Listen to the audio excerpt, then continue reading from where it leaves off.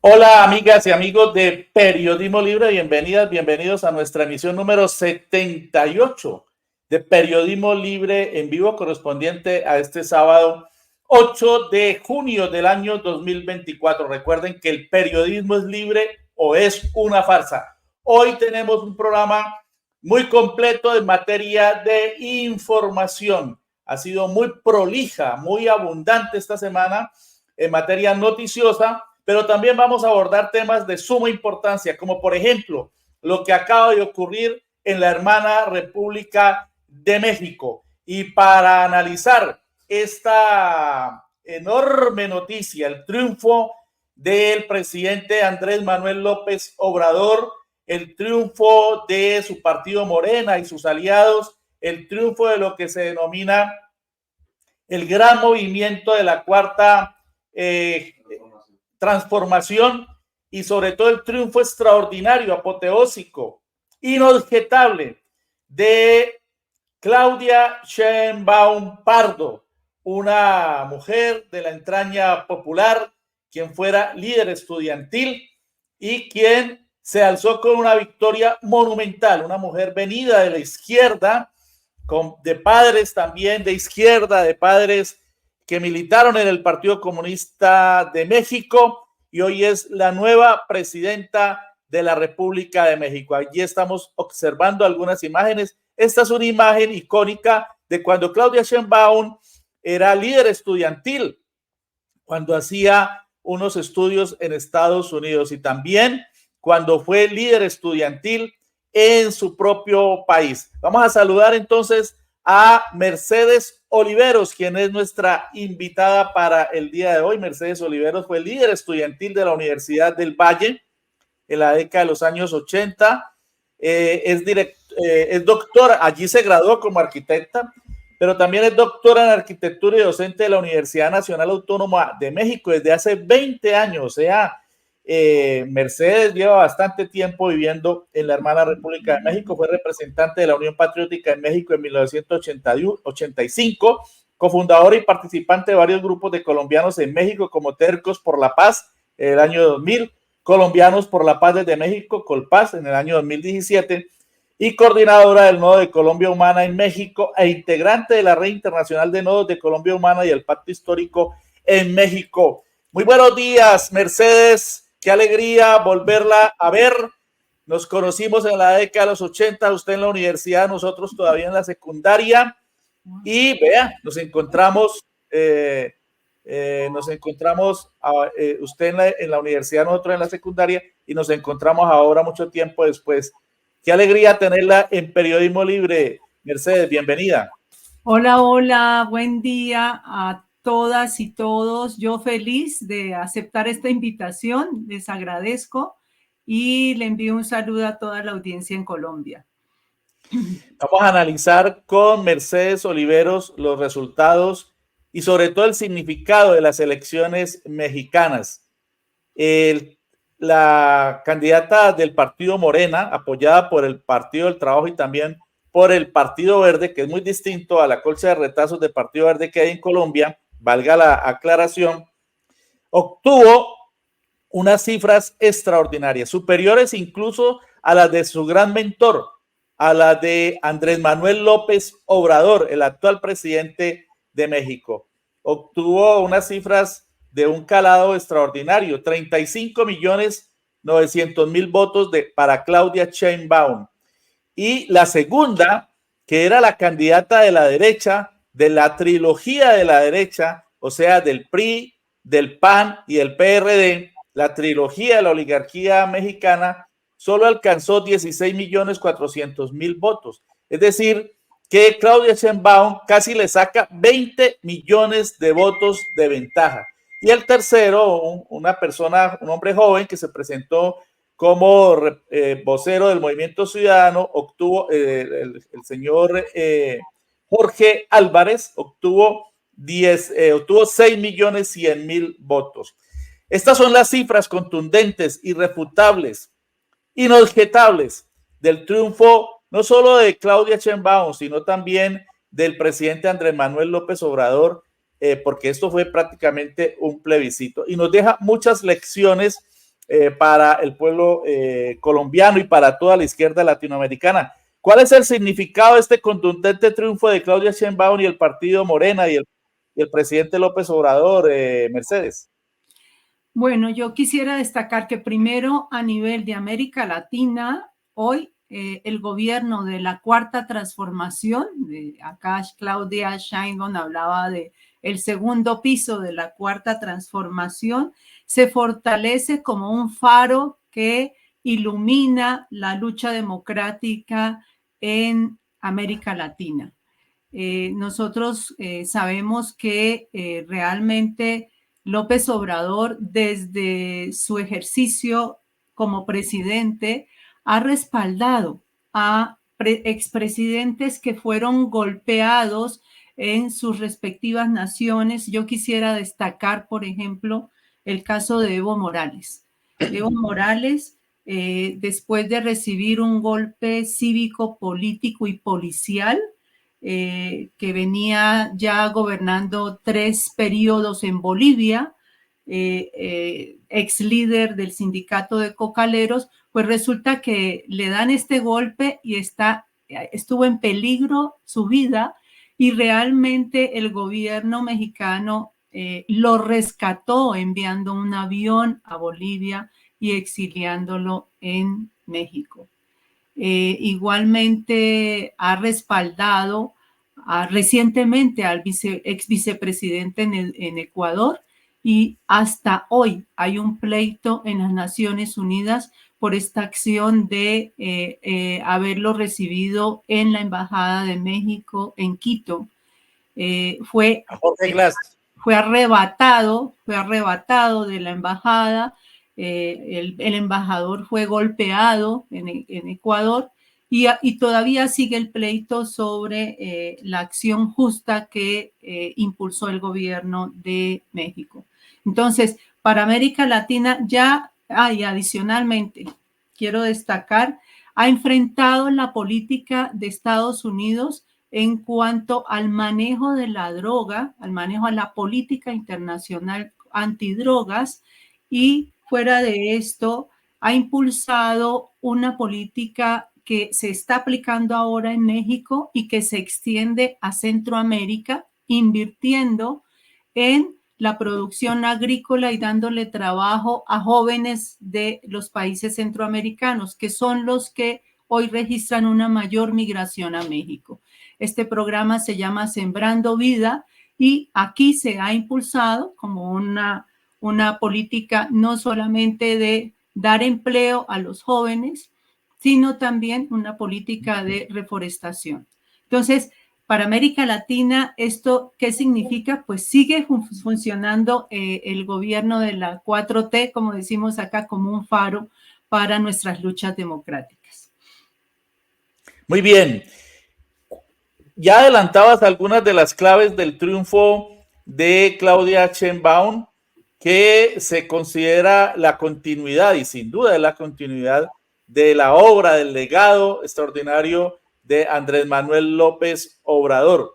Viendo las cifras, encontramos que el partido Morena, que el presidente López Obrador y que Claudia Sheinbaum se han superado a sí mismos, porque aumentaron las cifras de 30 millones de votos de la vez pasada, de las elecciones de hace 6 años, a casi 36 millones de votos. Ahí estamos viendo los cómputos de la votación de Claudia Sheinbaum, 35.900.000 votos, de Xochitl Gálvez, la candidata de la trilogía de la derecha, 16.400.000, y de Jorge Álvarez Maínez, que obtuvo un poco más de 6.100.000 votos. ¿Cuál es la clave? ¿Dónde están las claves de esta victoria arrasadora, aplastante, inobjetable, que además se refleja también en la mayoría de los estados mexicanos, ¿no? Con las gobernaciones, la mayoría de las gobernaciones, y lo mismo con alcanzar las 2/3 partes tanto en el Senado como en la Cámara de Diputados, lo cual le garantizaría a Morena y con sus aliados pues poder sacar adelante una serie de normas, de leyes, la mayoría de ellas constitucionales, que no se pudieron sacar en el actual periodo del presidente López Obrador por el entrabamiento, el sabotaje de la derecha, como ocurre en Colombia. Allá también la derecha en las cámaras legislativas entraba en la gestión del gobierno progresista. Y además de eso, miren ustedes, la nueva jefe de gobierno de México es también de la coalición Morena, Partido del Trabajo y Partido Verde, obtiene casi el 52% de la votación. ¿Dónde están las claves, además de esos puntos que nos mencionabas ahora, Mercedes, de este triunfo arrasador?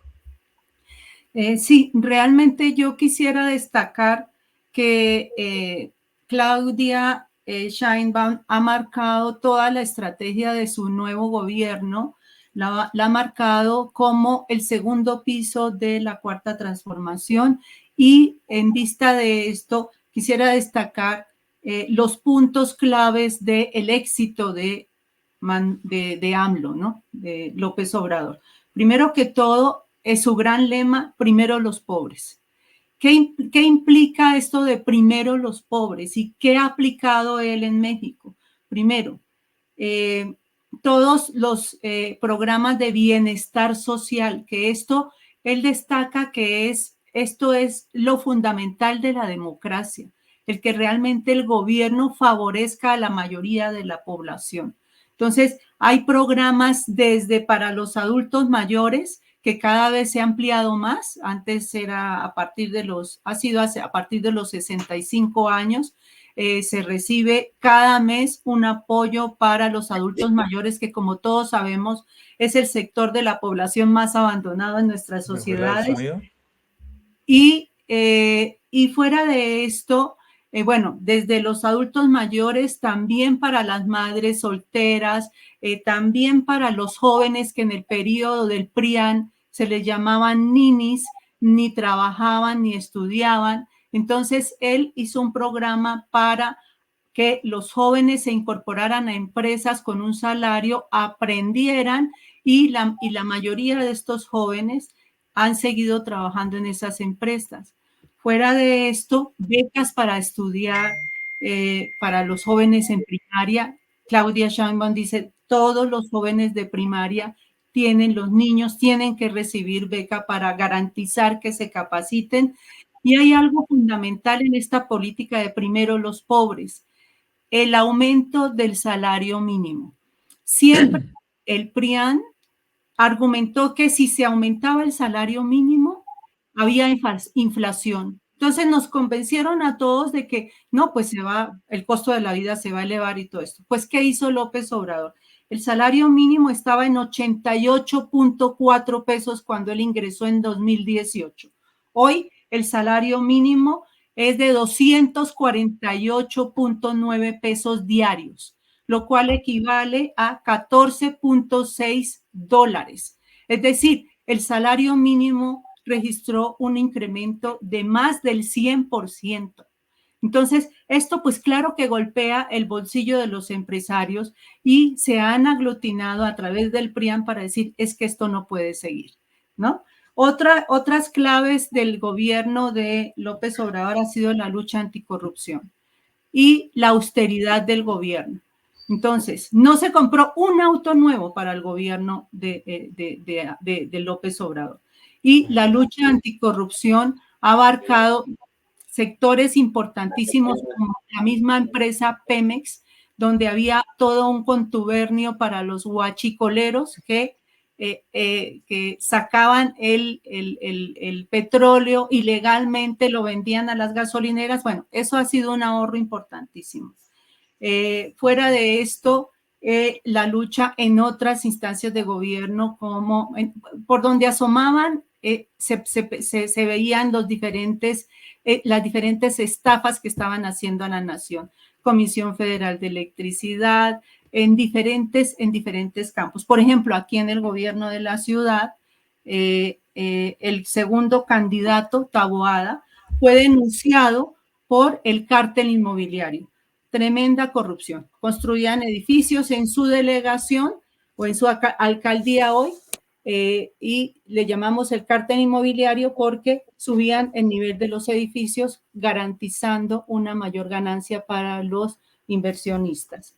Entonces, esta lucha anticorrupción ha sido muy fuerte y ha golpeado y ha pisado muchos callos en esta nación y por eso la derecha está tan molesta con la cuarta transformación. La otra clave de la continuidad de la transformación y del éxito de López Obrador ha sido la política financiera.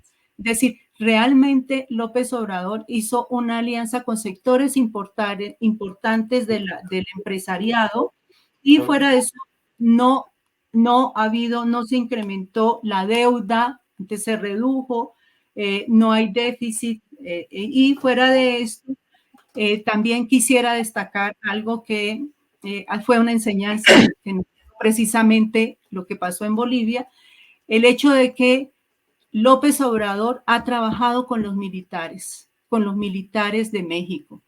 Es decir, él plantea, si yo no hubiera trabajado con los militares, no habría podido realizar los megaproyectos. Por ejemplo, el Tren Maya. La mayoría de las obras la han hecho ingenieros y arquitectos militares. Y evidentemente bajó mucho los costos porque eran costos pagados, el presupuesto pagado directamente por el gobierno. Entonces, esto de incluir a los militares en su estrategia de desarrollo ha sido fundamental. Lo último, la disminución en ciertos rangos de la inseguridad. Cuando ingresó López Obrador, yo me acuerdo, yo reflexionaba, el mayor reto, la inseguridad. La inseguridad, en primer lugar, generada por los grupos facciosos del narcotráfico, que aún siguen saboteando, siguen asesinando candidatos, siguen sembrando la violencia en estados como Guerrero, por ejemplo. Entonces, ellos, tanto Claudia Sheinbaum en el gobierno de la ciudad como López Obrador, lograron bajar, por ejemplo, a nivel nacional se bajó el índice de secuestros al 80%. Y hay otras cifras importantísimas sobre esta política de seguridad, que lamentablemente por la derecha fue tergiversada. Ahora lo vemos en la guerra mediática que han hecho contra esta política de seguridad. Quisiera mostrar también, y hay muchísimos otros logros, ¿no? Por ejemplo, en materia de manejo de las empresas mineras, en materia del nuevo aeropuerto, en materia de investigaciones sobre los jóvenes vilmente asesinados, masacrados de Ayotzinapa, la búsqueda de los responsables, etcétera, la cultura de los derechos humanos. Pero quisiera detenerme también porque es importante entender la importancia, la trascendencia que tiene el triunfo de Claudia Sheinbaum para Colombia por su amistad también con el presidente Gustavo Petro. El presidente Petro fue de los primeros en saludar este histórico triunfo, pero además en uno de los trinos destacó que ella había sido solidaria en su juventud con el M-19 y había ayudado a proteger a varios de sus militantes. Aquí tenemos el trino, dice el presidente, dice: Claudia ayudó en los tiempos de la clandestinidad del M-19 en México. Desde muy joven ha sido una gran luchadora social, una mujer de la izquierda, dirigiendo una de las naciones más grandes del mundo y más poderosas. Que su liderazgo nos ayude a llevar a América Latina hacia una economía descarbonizada y al gran salto democrático, la revolución de la vida. De modo que este trino es muy significativo porque expresa esa profunda relación de carácter histórico, no solo personal, sino histórico, del presidente, de su movimiento y de la nueva presidenta electa. Pero también quisiéramos mostrar cómo Claudia Sheinbaum ejercía el liderazgo universitario. Vamos a mostrar brevemente, Mercedes, un video que hemos encontrado en el que ella se muestra como la líder estudiantil que fue, de izquierda. La rectoría gastó millones de pesos en publicaciones en los periódicos, en la radio, en la televisión, sobre todo. Nos decíamos que éramos gente completamente ajena a la universidad y que no hay movimiento estudiantil legítimo. Conforme fueron avanzando las movilizaciones, la rectoría tuvo que retroceder un poco en esta visión tan fuerte que daba hacia la opinión pública y lo que era el movimiento que se estaba generando, porque las propias movilizaciones... ¡No caigamos en provocaciones! En tercer lugar, pido a los compañeros del CEU que están en esta ala que abran una valla para el momento en que tengan que pasar los compañeros de la comisión. Bueno, allí veíamos pues en este breve video algunos antecedentes de contexto histórico de la luchadora estudiantil de izquierda. Es una mujer que viene de las luchas estudiantiles, como viene usted también, Mercedes. De modo que es importante tener en cuenta que aquí hay una lección histórica, pero hay una lección política también para toda América Latina. ¿Cómo podríamos analizar ese hecho? ¿Cómo puede aprender la izquierda latinoamericana y obviamente incluida la colombiana de esta experiencia mexicana? Ante todo, yo quisiera destacar también para tomarlo muy en cuenta. De hecho, nosotros acá como participantes en el nodo de el Pacto Histórico, en el nodo de Colombia Humana y en el Pacto Histórico, hemos tenido diálogos sobre los problemas que afrontamos hoy en Colombia y cómo podríamos nosotros desde acá aportar a partir de las experiencias que se han dado en este interesantísimo proceso de Morena, que Morena surge desde el 2011, ¿no? Las lecciones que yo quisiera sobre todo destacar es, primero, una política de alianzas. Ha habido una política de alianzas que ha sido fundamental en el triunfo también de hoy, del triunfo de Claudia Sheinbaum. Como ustedes saben, gana una alianza. Morena gana con el Partido del Trabajo y con el Partido Verde, es decir, es Morena, Partido del Trabajo y Partido Verde. Pero además hay todo un movimiento de académicos y científicos respaldando esta alternativa. De hecho, antes de las elecciones sacamos acá un pronunciamiento impulsado pues por destacadísimos académicos e investigadores. Éramos 900 firmantes y esto se desbordó porque éramos muchos más respaldando al posible gobierno de Claudia Sheinbaum. Entonces, primero, política de alianzas y un respaldo fuerte a nivel de líderes intelectuales, académicos y científicos. Esto implica también haber contado con un equipo de trabajo y de gobierno con líderes capacitados y con arraigo en cada campo. Por ejemplo, quisiera destacar en CONACYT, que es el Centro de Investigaciones a nivel avanzado en México, pues está un Premio Nacional de las Ciencias también, Carmen Álvarez Bulla. Entonces, no solamente son alianzas políticas, alianzas con sectores empresariales, pero también el contar con cuadros cualificados y con respeto en su campo. Eso a nivel de las alianzas y del equipo de gobierno. Lo segundo, y que esto lo ha destacado mucho López Obrador personalmente y que lo vemos ahora en el video de Claudia Sheinbaum, es la perseverancia. Realmente, pues ustedes saben que López Obrador fue excluido de la presidencia por 2 fraudes consecutivos.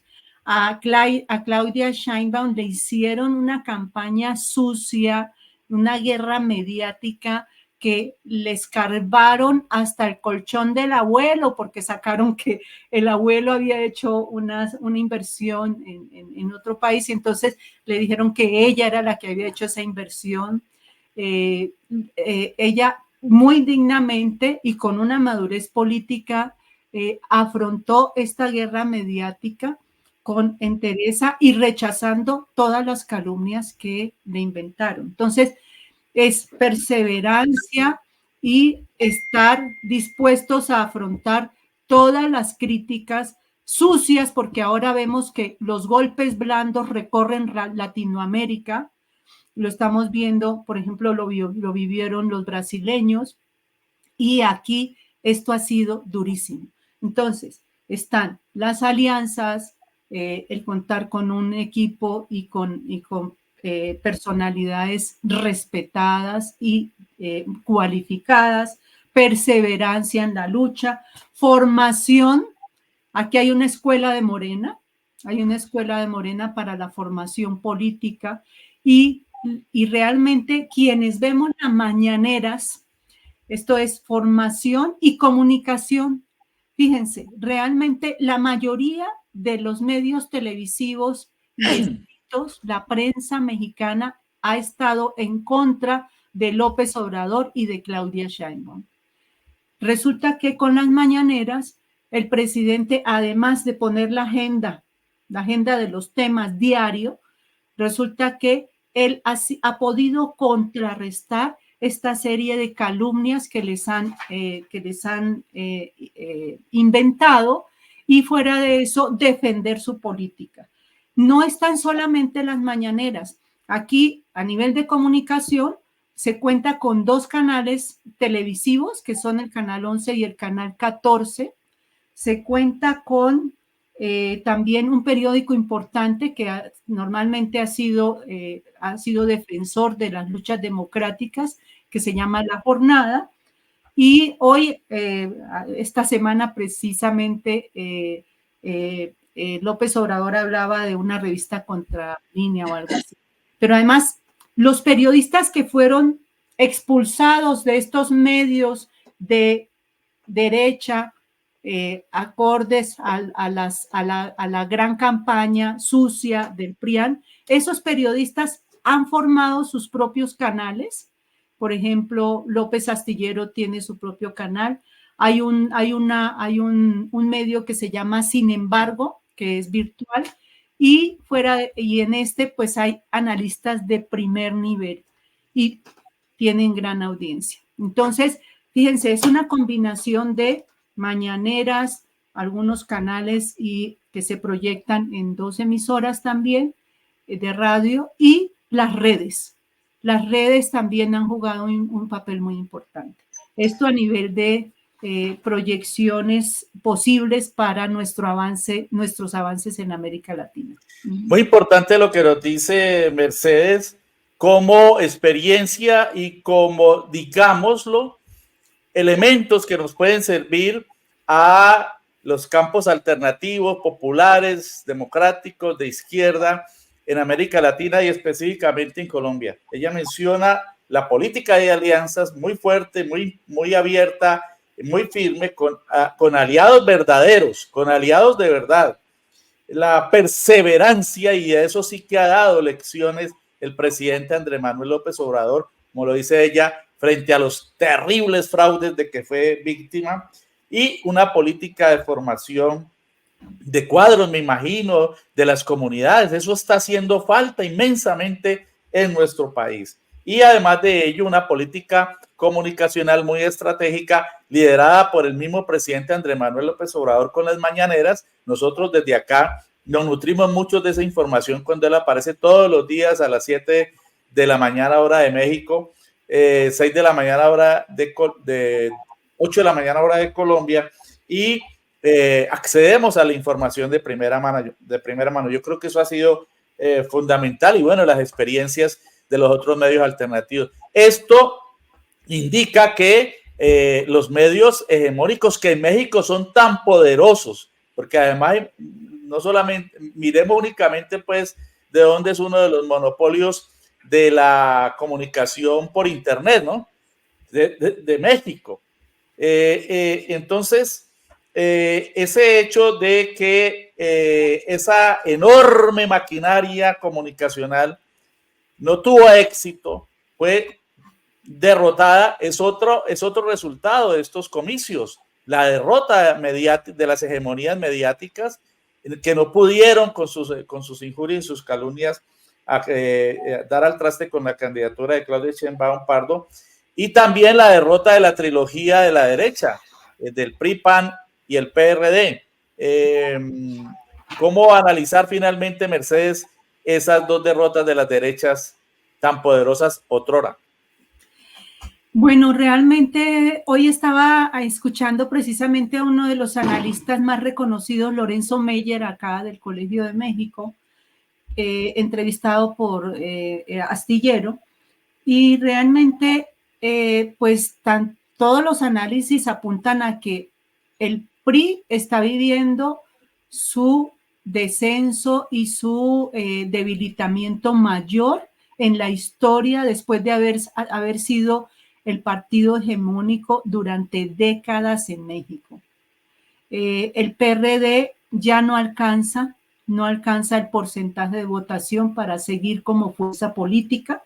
Estoy acordando, el PRI, la alianza de la derecha fue PRI, PAN, PRD, ¿no? Entonces, está el PRI en su ocaso lamentable que realmente ya no tienen para nada la fuerza en el mapa de los estados gobernados por el PRI. Por el PRIAN están Coahuila, Durango, Guanajuato. Nada más son 3 estados gobernados por esta alianza del PRIAN, ¿no? En México. Yo diría, entonces están en peligro de extinción realmente. Hoy, por ejemplo, se vislumbraba la posibilidad de que estos partidos tan debilitados se aliaran y formaran tal vez un nuevo partido. El problema es que están ahora pasando de la indignante derrota que sufrieron a acusar de fraude a Claudia Sheinbaum. Entonces, pues, realmente todo este movimiento que ellos iniciaron, dizque la ola rosa, la marea rosa, lo primero que dijeron, el INE, que es nuestro Instituto Nacional Electoral, que es quien resguarda y quien organiza las elecciones, el INE no se toca. Habían dicho que el INE, que López Obrador estaba acabando con el INE y que el INE no se tocara. Ahora ellos atacan el INE porque dicen que hubo fraude y que el INE lo aceptó. Entonces, están pasando a ser realmente el ridículo, como dice López Obrador, ha sido bochornosa su reacción. En lugar de reaccionar... Es insultante a la inteligencia humana, ¿no? Con una diferencia de casi 20 millones de votos, reclamar fraude, inaudito. Y fuera de esto, es insultante hacia el pueblo mexicano que se volcó a las urnas, que participa, porque aquí realmente el INE cuenta con ciudadanos de cada sector, que son los que regulan la elección en cada casilla de votación y hacen el conteo. Entonces, es decir, se atacan al INE, atacan a la ciudadanía mexicana, desconociendo lo que mencionas, Luis, la gran votación, ¿no? Entonces, y la otra clave que me parece fundamental es que López Obrador conoce sus entrañas. ¿Por qué conoce sus entrañas? Porque resulta que él fue líder del PRD, del partido, bueno, primero viene del PRI, ¿no? Inicialmente él estaba en el PRI.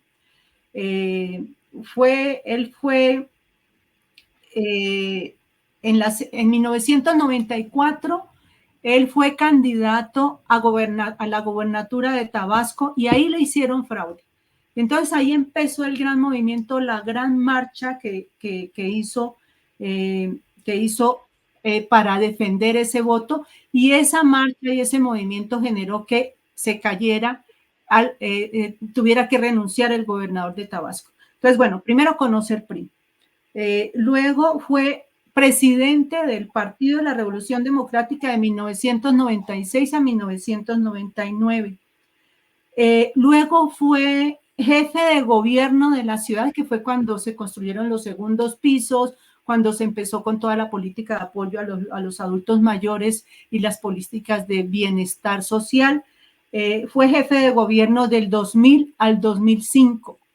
Y desde esa época el ataque ha sido feroz también en cuanto a las calumnias, denuncias y todo esto. Entonces, También en el 2011, les decía, fue cuando formó, en vista de la crisis del PRD, formó el Movimiento de Regeneración Nacional Morena, con otros destacados líderes de izquierda y ya con ciertas alianzas. Y en 2012 y 2018 fue cuando fue candidato y, bueno, pues finalmente el gran triunfo histórico de 2018. Entonces, realmente él conoce las entrañas de estos partidos y sabe cuáles son sus triquiñuelas y sus fraudes, y ha sido también muy audaz en la confrontación y la respuesta a la guerra mediática. Tanto en Colombia como en México vivimos una feroz guerra mediática contra nuestros líderes de izquierda, contra nuestro presidente Petro, contra Francia Márquez, contra todos los cuadros importantes de los gobiernos de transformación. Entonces, la clave también, que él mismo la menciona, es su limpieza moral, es decir, su rectitud, su trayectoria de honestidad.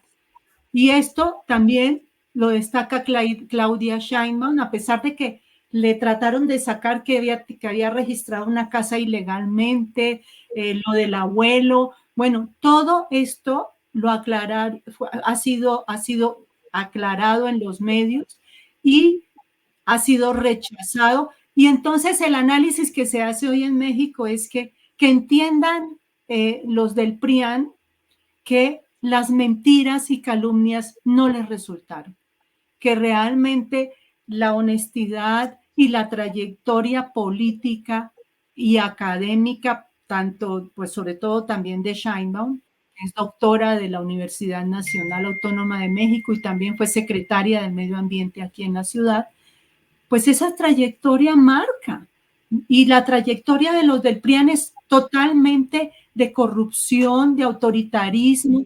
Entonces, esto, con este tipo de cuadros, una guerra mediática como la que hicieron, se topan, como dice López Obrador, se topan con pared. Antes de ir con la senadora Isabel Cristina Zuleta, con quien vamos a abordar el segundo tema de periodismo libre, ya se encuentra en sala y le agradecemos unos minuticos más de espera. Finalmente, Mercedes tiene de todas maneras muchos retos, Claudia Sheinbaum Pardo, para sacar adelante ese legado del presidente Andrés Manuel López Obrador y buscar la solución a muchos problemas que afronta el hermano pueblo mexicano: corrupción, desigualdad, aunque se bajó muchísimo la pobreza, como lo has analizado. ¿Cuáles serían los grandes retos de Claudia Sheinbaum? Bueno, primero que todo, la seguridad, garantizar la seguridad en el territorio nacional. Lamentablemente, el panorama que nos dejaron de crímenes y acá también se da esto del cobro por piso de los grupos mafiosos. Es dificilísimo resolverlo porque hay estados donde ellos han agarrado mucha fuerza, como el cartel de Sinaloa, desde Sinaloa, que ya tiene una proyección a nivel mundial. También en Guerrero hay diferentes grupos por donde asome, estoy mencionando los dos estados con mayor problema. Y estos carteles, estos grupos facciosos, como dice Petro, realmente se han desatado y están controlando hasta las ventas de empresas monopólicas en estos estados. Y el problema es que sí, todavía siguen ejerciendo una violencia importante, sobre todo en esos estados. Entonces, eso es uno de los retos muy grandes a resolver por parte de Claudia Sheinbaum. Y la otra es el responder y consolidar al gobierno de Seguimos Haciendo Historia, consolidarlo con este equipo de gobierno que no dudamos. Cuenta con, por ejemplo, Juan Ramón de la Fuente como coordinador de asesores. Juan Ramón de la Fuente fue el representante de México ante la ONU. Acaba de refrendar al secretario de Hacienda que marca el mismo rumbo económico que traía López Obrador. Es atender a esta guerra mediática feroz, porque va a seguir esta guerra mediática con un gobierno eficaz y capaz. Eso son los dos primeros retos que tiene Claudia Sheinbaum para afrontar en el nuevo gobierno, y por parte de Morena consolidar la formación de las bases en cada estado. Sin lugar a dudas, Mercedes, los grandes medios de comunicación, los hegemónicos, las grandes maquinarias multimillonarias y sus estructuras. No olvidemos que Slim, el dueño de Claro, es mexicano, un gran pulpo que se irriga a todo lo largo del continente, pero han sido derrotados, y ha sido derrotada la trilogía de la oligarquía mexicana: el PRI, el partido tradicional que ahora está en sus estertores, el PAN y el PRD. Esa trilogía ha sido derrotada, pero queda latente la lawfare, queda latente el ejercicio de los magistrados, allá se llaman ministros, los magistrados de las altas cortes, que están obrando también como actores políticos de la oligarquía para, uno o dos, dar al traste, simplemente confirmar una sentencia con alguno de los líderes o con algunas de las solicitudes mediante demandas o denuncias de la oligarquía. Hay que estar atentos frente a esa amenaza, porque esa sigue latente. Y me quedo con dos frases de Mercedes. El triunfo de Claudia Sheinbaum Pardo es un faro que ilumina las luchas de América Latina. Y en segundo lugar, que entre las claves de esta victoria monumental histórica están la política de alianzas, la perseverancia, la formación y las mañaneras. Muchas gracias, Mercedes. Por aquí hay un saludo, te manda un saludo por aquí una de nuestras seguidoras, Luisa Sofía Soto. Saludos afectuosos, Mercedes. Ay, gracias. Muchas personas se han comunicado y para saludarte. Por acá tenemos otro mensaje. Vamos a ver antes de despedirte, de Gustavo Rojas: la presidenta Sheinbaum no está sola. Bien, gracias, Mercedes. Qué grato habernos reencontrado, aunque haya sido a través de la comunicación virtual, y seguramente te tendremos en una nueva oportunidad para seguir hablando de México, porque tenemos que hablar también del triunfo en Ciudad de México, del triunfo de Claudia Clara Brugada. Y del triunfo en las gobernaciones. De modo que todavía tenemos muchos temas por abordar. Muchas gracias por acompañarnos en Periodismo Libre. Y gracias por la invitación. Yo le mando un abrazo a todos mis compatriotas, especialmente a la gente allá en el Valle del Cauca. Y pues yo con mucho gusto, en lo que pueda fortalecer este medio maravilloso de Periodismo Libre, aquí estaré para ustedes. Muchas gracias. Gracias, Mercedes.